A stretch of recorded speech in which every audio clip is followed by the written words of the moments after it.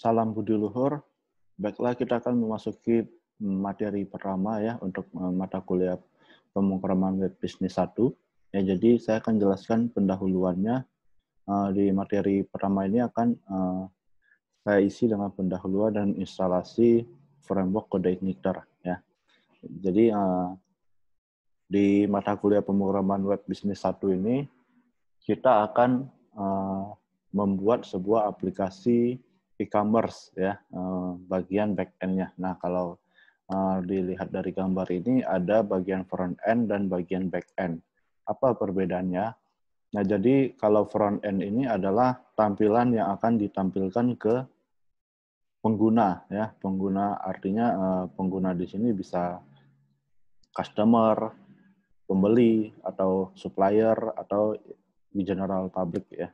Nah, sedangkan untuk backend ini adalah administratornya, adalah tampilan yang digunakan oleh administrator website tersebut, contohnya staff atau eksekutif atau kontraktor atau lain sebagainya ya. Jadi yang menggunakan halaman backend ini adalah internal dari perusahaan tersebut, sedangkan front end itu untuk public.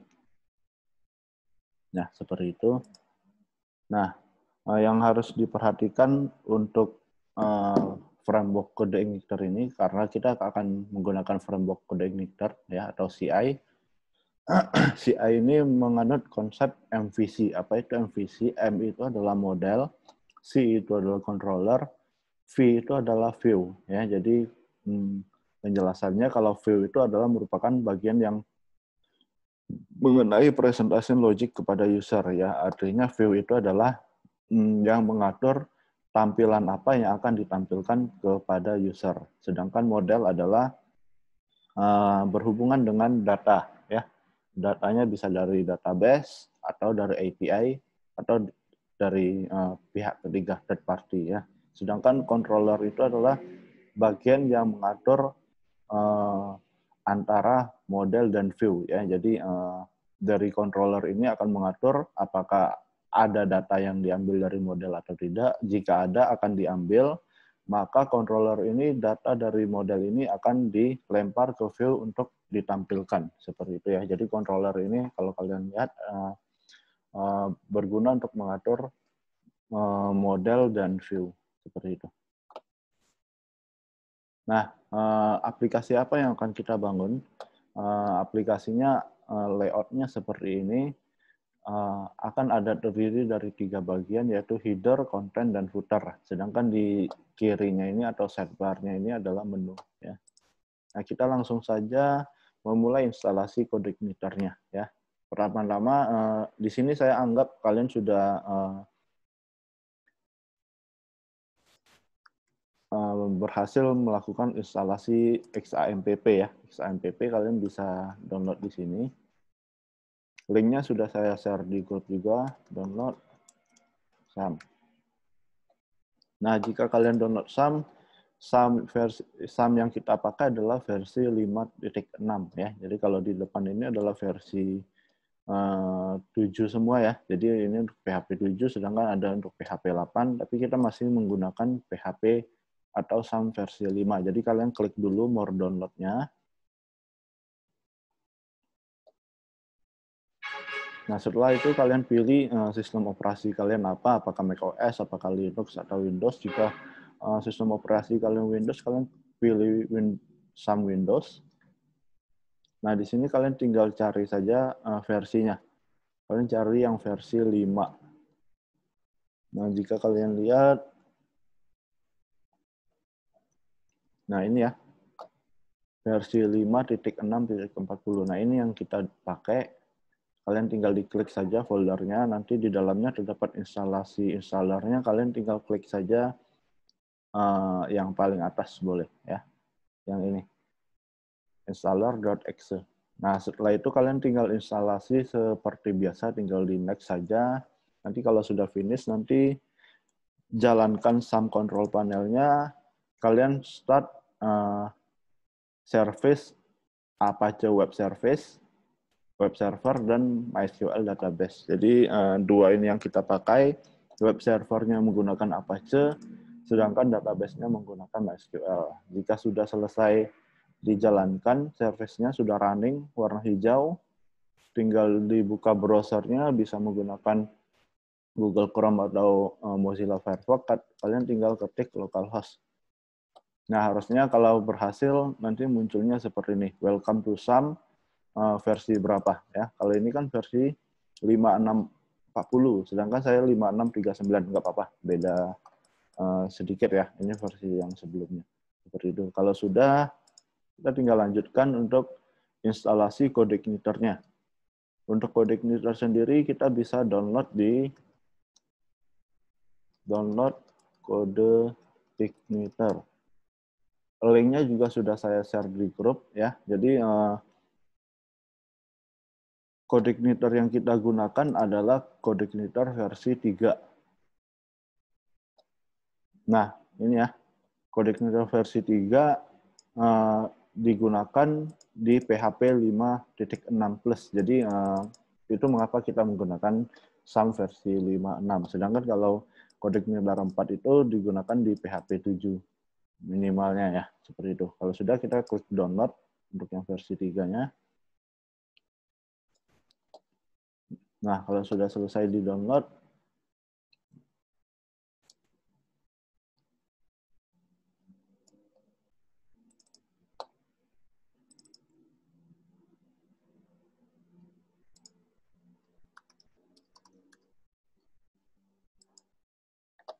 oke, kalau sudah selesai di-download, kita tinggal tunggu. Nah, pertama-tama tadi ya, tadi saya sudah buat folder bisnis di dalam SAM htdocs-nya. Kita lanjutkan. Nah, ini ya, saya sudah buat folder bisnis di htdocs saya. Kalau sudah, tinggal diekstrak saja.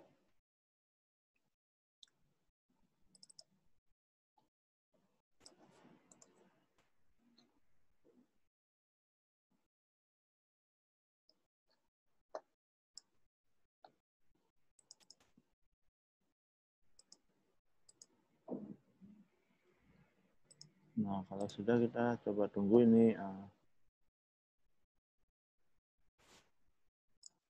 Ya, kalau sudah diekstrak, kita pindahkan ya.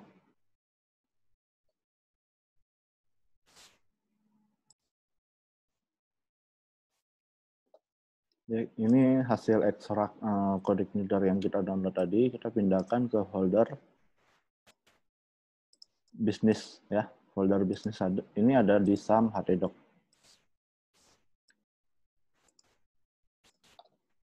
Setelah itu kita coba buka saja dengan cara mengetikkan localhost /business ya, karena ada di folder bisnis. Nah, di sini sudah tampil welcome to CodeIgniter. Jadi sampai tahap di sini artinya CodeIgniter-nya sudah berhasil kita install ya, seperti itu.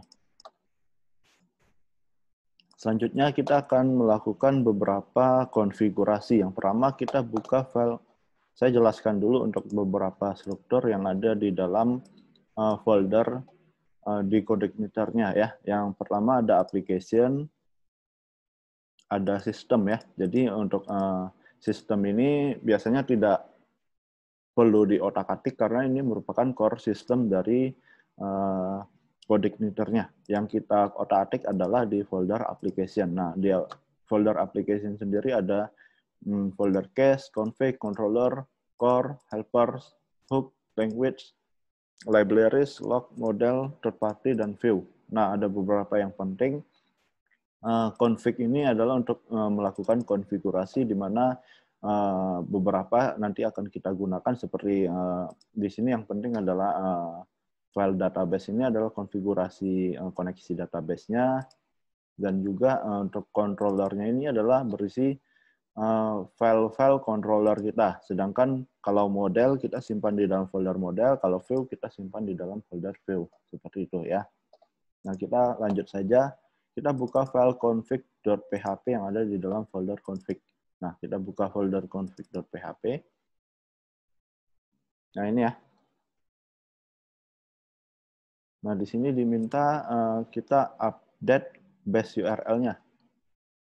Nah, ini base URL ada di baris ke-26, kita update dengan menggunakan URL kita. Ya. Kalau saya ada di localhost/business,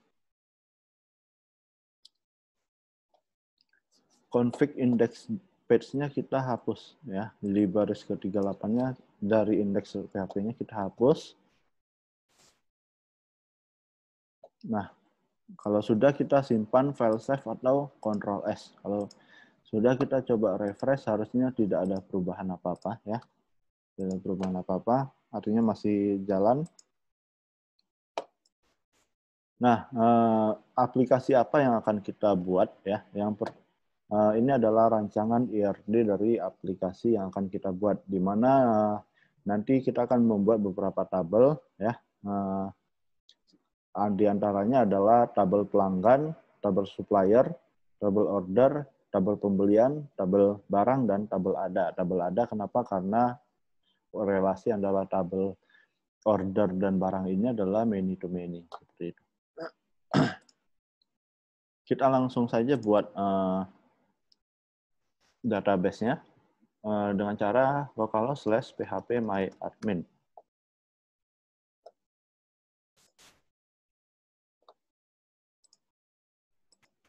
Ini kita baru buat database saja dulu ya, sedangkan tabelnya belum kita buat. Nah, kalau sudah kita klik new ya.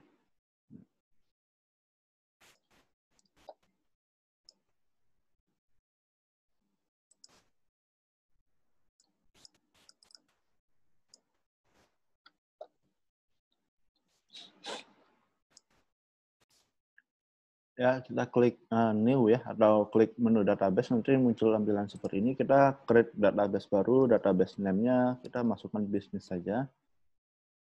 Lalu kita klik tombol create. Nah, kalau sudah nanti muncul seperti ini, artinya database bisnis sudah berhasil kita buat ya.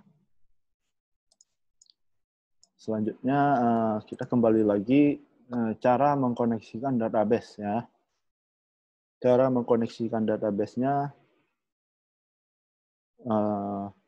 sekarang kita setting autoload yang ada di dalam folder application config ya. Nah, autoload ini kita buka. Nah, di bagian libraries, nah di libraries yang ini ya, kita masukkan database.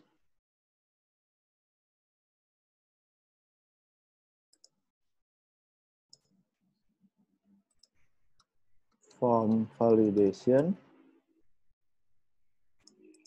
dan session ya. Nah, seperti ini. Sedangkan untuk helpernya URL form download.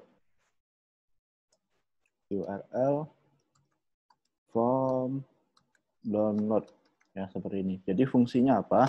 Fungsinya autoload ini adalah ketika kita membuka aplikasi kita, di mana kita buka localhost/business, otomatis akan melakukan load atau memanggil libraries, database, form validation, dan session ya, seperti itu. Sedangkan helpernya URL form dan download. Langkah selanjutnya kita buka file database.php. Kalau ini sudah disimpan ya, kita buka database.php.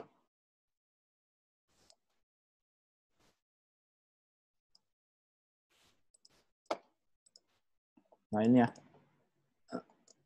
Ini kita isi username-nya root, password-nya kosong, database-nya adalah bisnis sesuai dengan yang kita buat tadi ya.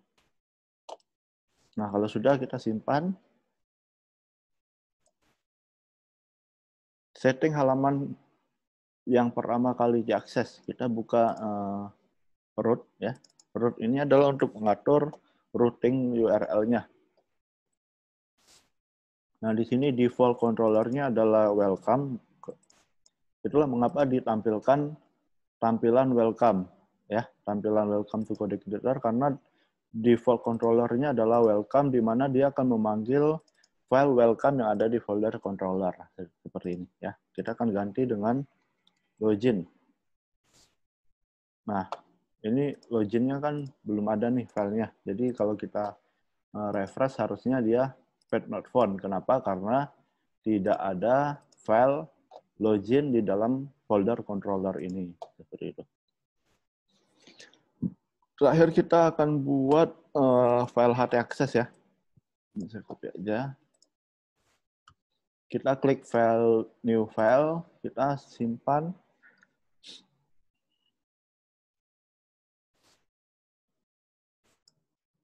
Nah, ini kita simpan di dalam htdoc kita.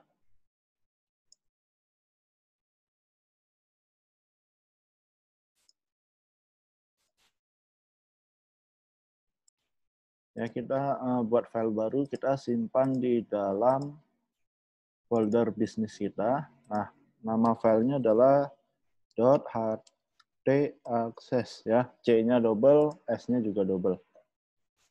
Kalau sudah kita save.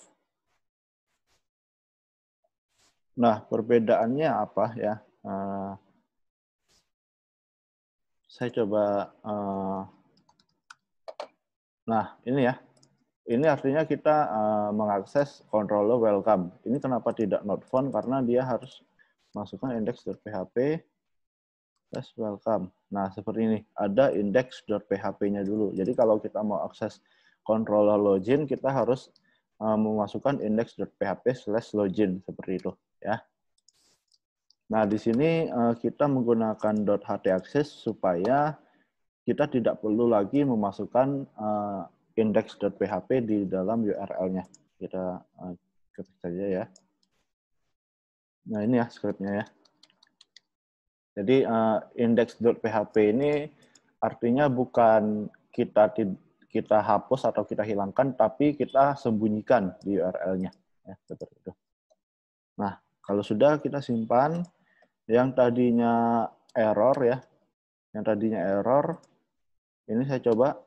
Nah, sekarang sudah tampil ya tanpa memasukkan index.php. Jadi dengan memasukkan index.php atau tidak sama-sama akan tampil ya karena index.php-nya disembunyikan dari URL. Ya. Nah, materi kita sampai di sini untuk materi pertama pendahuluan dan instalasi. Silakan dilanjutkan ke materi kedua ya. Materi kedua adalah mengenai konsep MVC ya. Nanti kita akan latihan buat controller dan view-nya. Salam budi luhur.